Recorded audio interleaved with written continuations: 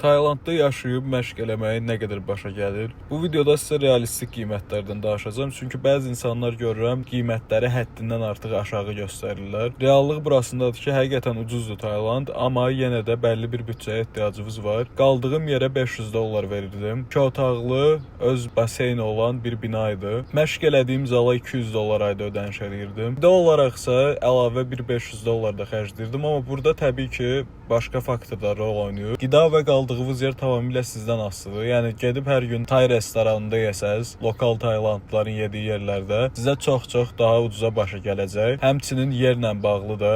Mən Koh Samui adasında qalırdım və bu ada Taylandın ən bahalı yerlərindən biri kimi bilinir. Siz əgər daha kənar yerlərdə, məsələn Chiang Mai, Chiang Rai kimi yerlərdə qalsaz, təbii ki, bundan daha ucuza alındıra bilərsiniz. Və son olaraq götürdüyüm motosikletlər ortalama $150-250 arası və oturub işlədiyim ofisə də aylıq $200 ödəniş eləyirdim. Yəni ümumi hesablasaq gəlir çıxır təxminən $1600-1700 civarına. Amma bu dediyim çox rahat yaşam standartları iləndir. Siz əgər gün planlasınız, hətta bundan daha az bir büdcəyə də yaşaya bilərsiniz.